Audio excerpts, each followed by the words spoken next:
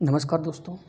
पृथ्वी पर रहने वाले सभी चराचर प्राणी अपने जीवन यापन हेतु किसी न किसी रूप में पृथ्वी पर ही आश्रित हैं। इनमें सर्वश्रेष्ठ प्रतिभा संपन्न प्राणी मनुष्य अपने लिए अनेक प्रकार के भोजन पृथ्वी से प्राप्त करने का प्रयास निरंतर करता रहा है। अन्य जीवों के लिए प्रकृति साधन संग्रह करती है, किंतु मनुष्य अपने प्रयास से तथा प्रकृति के सहयोग से आहार की या खान पान की व्यवस्था करता है। मानव जाति की आहार की आवश्यकता ही कृषि का मूल है।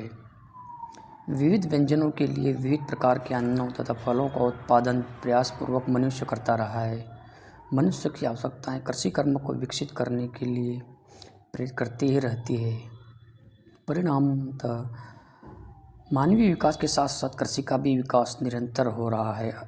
यद्यपि आज कृषि विज्ञान अति उन्नत अवस्था में है, पुरानी व्यवस्थाएं आज उतनी उपयोगी नहीं रह गई, फिर भी उनका ज्ञान आज भी अनुसंधान के क्षेत्र में दिशा निर्देश कर सकता है। प्राचीन परंपराओं का ज्ञान न केवल ऐतिहासिक दृष्टि से महत्वपूर्ण है, अपितु अनुसंधान की दृष्टि से अधिक आवश्यक एवं महत्वपूर्ण है। भारतीय पद्धति में बलात् प्रकृति के दोहन की परंपरा नहीं रही। प्राकृतिक वातावरण को बिना क्षति पहुंचाए प्रकृति से लाभ लेने का प्रयास किया जाता रहा है। कृषि विषयक प्राचीन सिद्धांत आज उसी रूप में स्वीकार होंगे या उतने ही सफल होंगे, यह विषय टिप्पणी करना मेरा उद्देश्य नहीं है।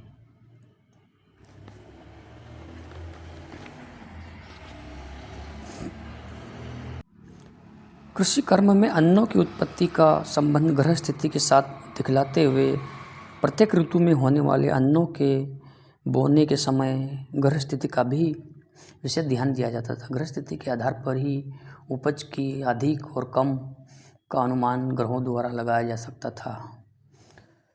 ऋषि पराशर द्वारा रचित कृषि शास्त्र विशेष रूप से उत्पादन संरक्षण, बीज संरक्षण, खेती में होने वाले उत्पाद, पौधे में होने वाले रोग, उनकी चिकित्सा, कृषि के उपकरण आदि समस्त विषयों को सार रूप में प्रस्तुत किया गया है। भारतीय ज्योतिष शास्त्र में कृषि और वृष्टि अर्थात बारिश दोनों को समान महत्व दिया गया है, क्योंकि कृषि पर जीवन आधारित है तथा बारिश पर कृषि आधारित है। अतः कृषक को दोनों के प्रति सचेत और सावधान रहना बहुत ही आवश्यक है। आधुनिक विज्ञान प्राचीन विधियों का अपने ढंग से प्रयोग कर इन प्राचीन पद्धतियों की गुणवत्ता का आकलन कर सकता है।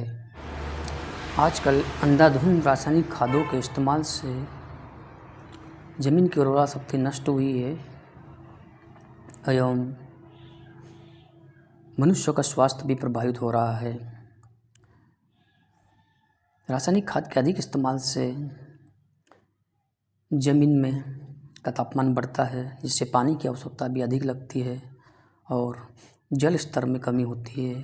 कहीं अधिक वर्षा, कहीं अल्प वर्षा, ये सब मनुष्य द्वारा निर्मित एक व्यवस्था बनाई गई है जो बहुत ही घातक एवं बहुत ही खतरनाक परिणाम। गोबर के ढेर को कब उठाना चाहिए? माघ महीने अर्थात जनवरी में सुंदर दिन या सुंदर नक्षत्र में श्रद्धापूर्वक गोबर के ढेर की पूजा करना चाहिए। उसे अच्छी तरह से पानी छिड़क कर तैयार कर लेना चाहिए। उसके बाद उसको सुखाकर फागुन महीने में उसे खेत में किसी छायादार स्थान में किसी गड्ढे में रख देना चाहिए। उसके बाद उसको फसल बड़ी होने पर इस तरह से कपास के पौधे के पास देना चाहिए, जिससे कि उसके पोषक तत्व पौधे के जड़ में पहुंचकर पौधे का अच्छी तरह विकास कर सके